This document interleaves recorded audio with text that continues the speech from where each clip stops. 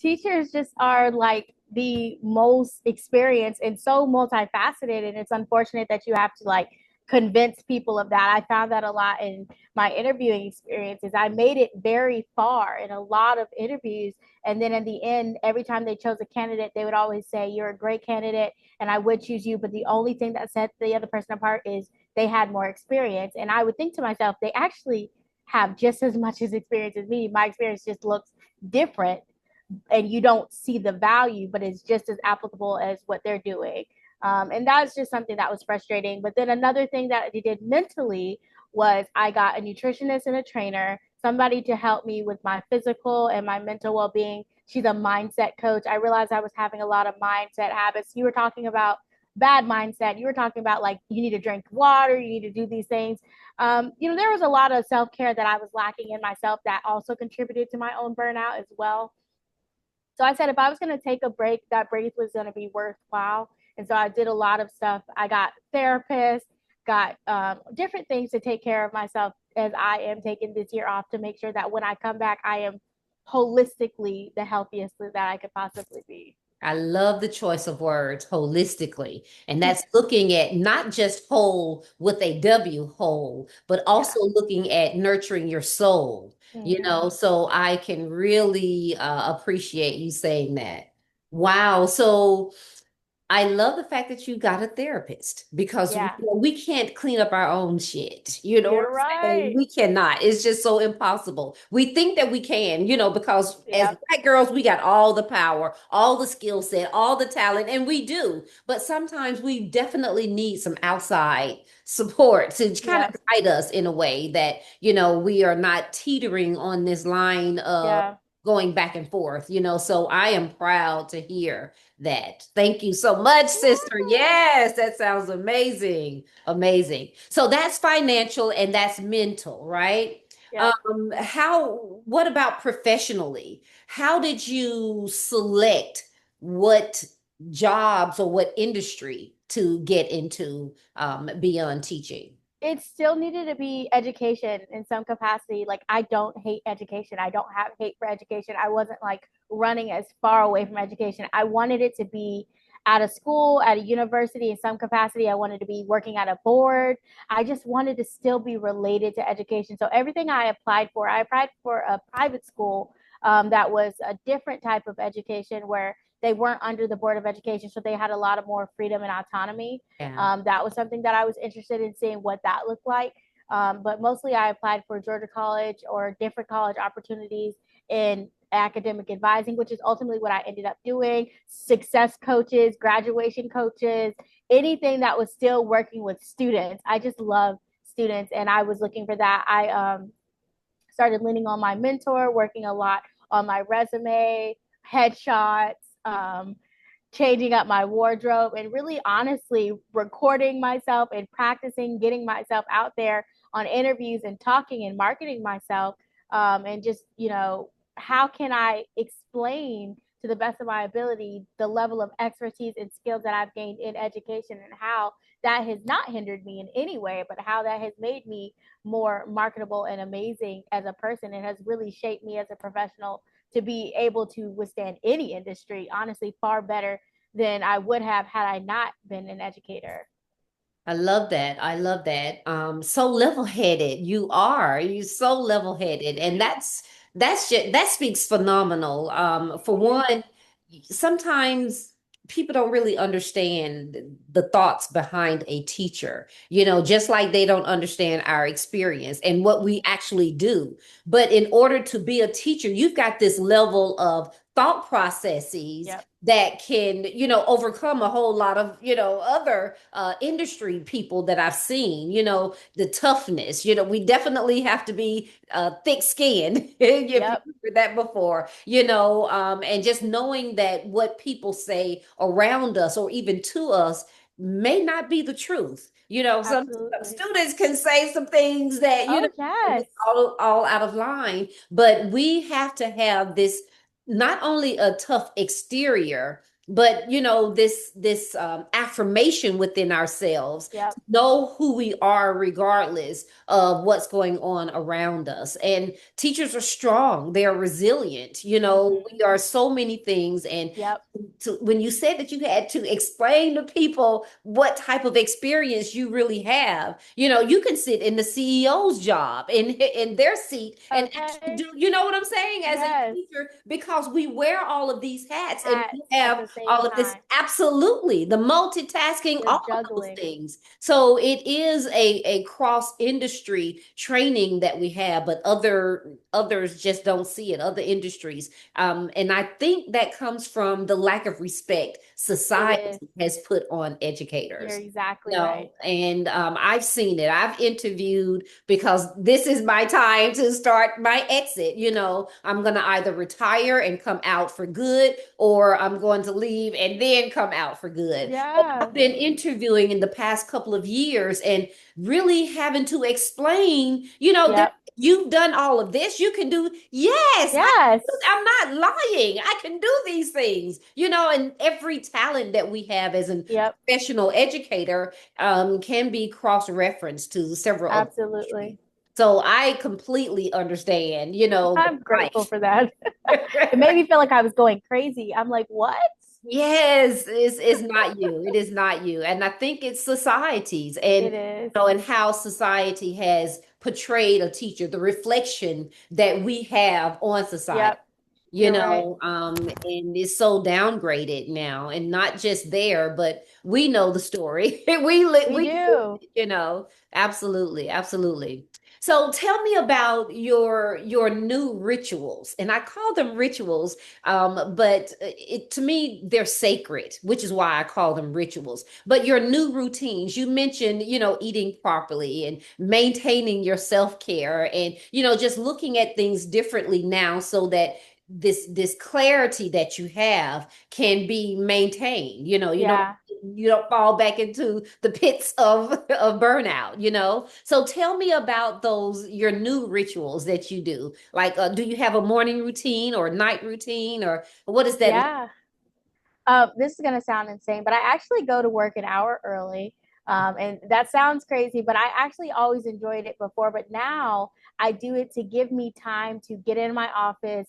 I felt like I was rushing and teaching. I felt like I was rushing. I was chaotic. I was getting there when the kids were getting there, and I was frazzled. I was starting my day frazzled, and it was starting my energy very, very chaotic. I start my morning very slow. I get up very early. I allow myself the opportunity to have breakfast, to get dressed very slowly. I listen to music. I get up early, mostly because my husband and I share a car, so he goes early and I go earlier. I allow myself to go, take a shake, take a second, listen to music, do a devotional, kind of pray, get myself together for the day, and then I can go to work. Sometimes if I my days that I have a workout, I'll get up at 5. I'll do my workout. It's always 30 minutes, no more than that. I can be done by 5:30, 5:45. On those days, I make sure I'm up early enough to do that. And I have tried to do that 2 to 3 times a week. And then my evening ritual is almost 3 to 4 times a week. I do a family walk. Me, my husband, and my dog. We go walk, and our phones are nowhere in sight. We are completely unplugged, and that is a time where we talk or we don't talk at all. We either are talking about important things within us, or we just are living and existing and breathing and taking in the nature. Our dog is walking, but we are just existing separate from social media, the comparison, which is the biggest thief of joy in the world, and just allowing ourselves to just be present in the reality. I think that was a part of, my depression, is like losing touch with the reality and seeing everything so perfect on social media. Making sure I eat enough and real food. I think in teaching, they give you so many cupcakes and desserts and candies and cookies. And those things not only aren't good for you, but they're just not good for you mentally. Right. And then it starts creating these cravings for it and these crashes, these sugar crashes. So getting to the point where I'm in a place where that's not something that we get a lot in academic advising because we have a different capacity, but also that's not things that I prefer or lean towards. Reminding myself that food is energy, food is nourishment, food isn't a social activity, and allowing myself, and I've been able to lose weight and have continued to working on my trainer and my nutritionist to work on rebuilding my habits around food and just really, again, working on those mindset shifts and then ultimately back in church. And I'm a journaler. I'm a huge journaler. So getting back to Theology Thursdays, which is something that my church does, Bible study, and then going to church and getting back in my Bible journaling and kind of staying connected. Those are the biggest Girl, things. you're speaking all the right things. I Thank absolutely you. love it. You're speaking all of the right things. It's important to slow down. Yeah, slowing It's down. important to slow down because you're on I started a group, not a group, but a room inside of Clubhouse. Are you familiar with Clubhouse? Mm-mm.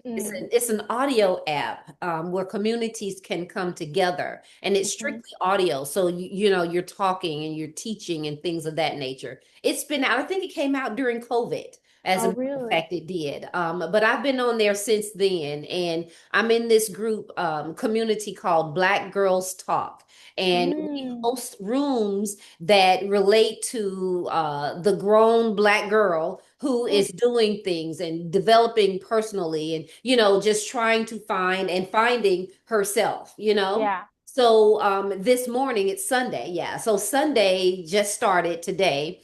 I was asked to host a room inside of Black Girls Okay. Talk, something regular, and morning routines are my jam. So I Mm-hmm. started the conversation today about building high performance morning routines, what to do, how to do it, how we're going to structure the time that we wake up.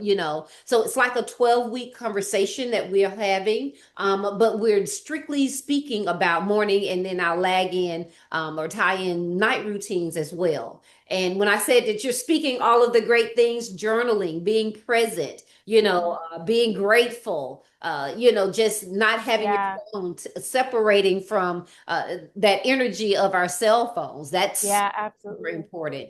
Feeding your body what's right for your body and not Yeah. the junk that's shoveled into our mouths as a Mm-hmm. teacher. And that's one thing that administrators can change. Yeah. Instead of cupcakes, get us sandwiches or, wraps or something, or Yeah. I don't know, but there are more healthy choices of foods that can be treats for teachers. So putting that thought behind it would, just kind of skyrocket a school culture. But it's so important Absolutely. that we are feeding ourselves, not just with food, with water, Our the water, spirit, our the soul. people, Yeah. yes, all of that. We've got to be surrounded, or it's leading us down the path of burnout. So you're saying all of the right things. I'm so Oh, thank thank you.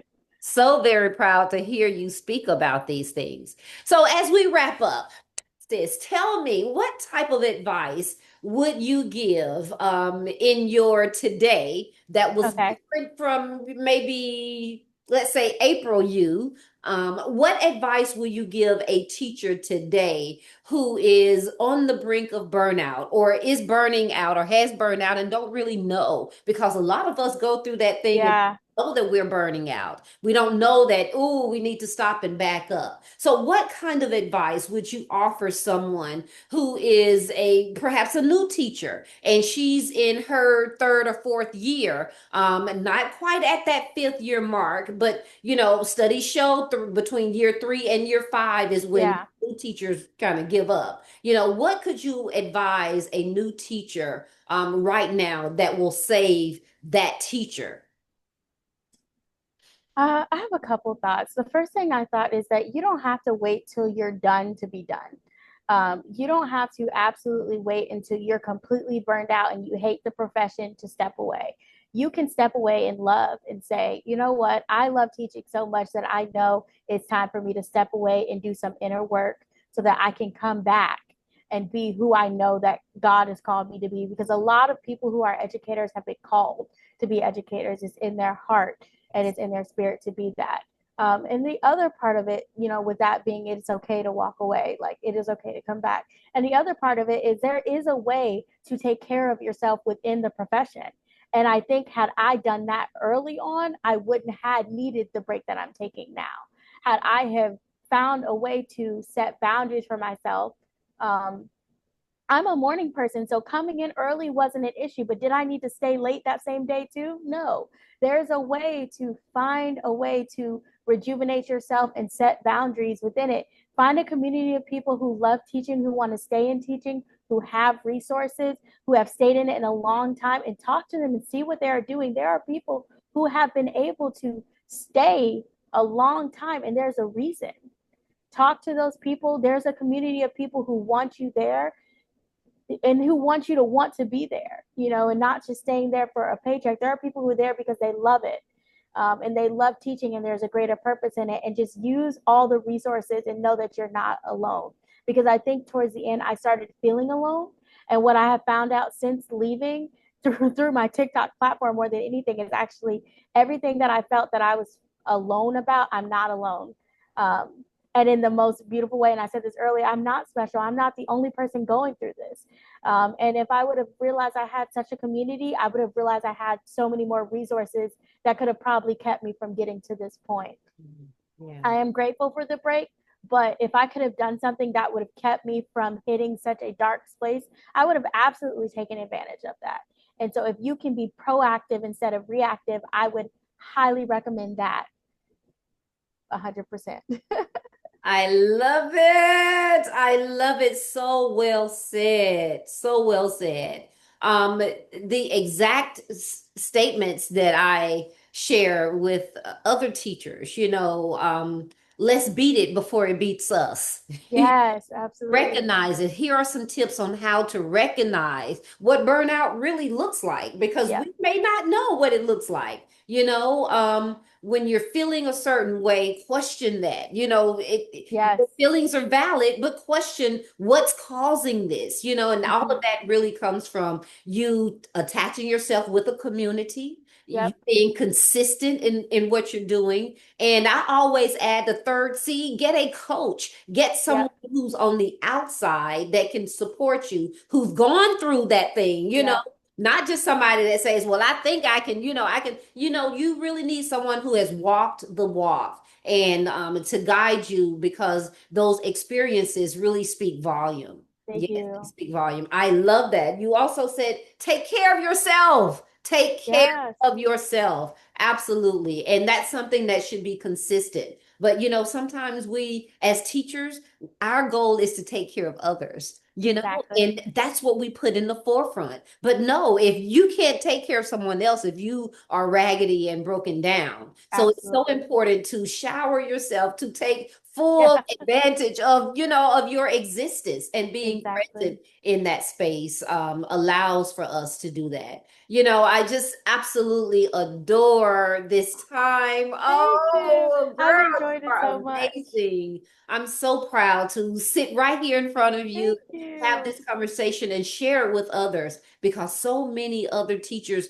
don't realize that they're burned Yep. all the way out. And not only that, when they take that burnout energy home, the home is destroyed. Yep. Oh, It's a and it's not flame. functioning properly. The kids are wondering, we're not spending time because the Mm-hmm. parent has spent so much time with somebody else's kids. Kids No, it's a trickle effect, a domino effect. effect. You're And yes, right. yes. So it's important for us to have these conversations.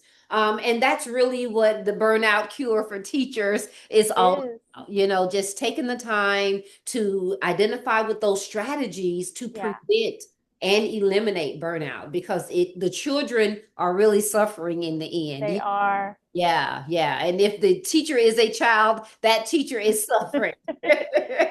Suffering. Yes. Yes, yes, absolutely, absolutely. Well, did you have any final words you want to add to our conversation that we may not have mentioned? You've got any questions for me, perhaps? Oh, just thank you so much. I heard you say that you were going to be doing your final exit. What has got you there? Well, it seems to be, that's a really good question, first of all. It just seems to be the continuation of nothing's changing in the system. Hmm. So I can change only so much until I Yes. change out of who I am. Yes. So I am at that point where I am my best self. And often I can go to work, to school, and not really be her, Yeah. because so many other things are flying at me at once. Yes. And I've done enough.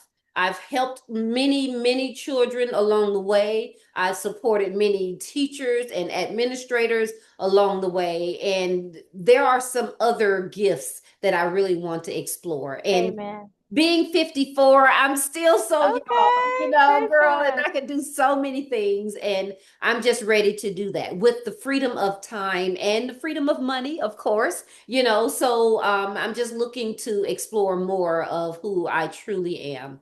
Yeah.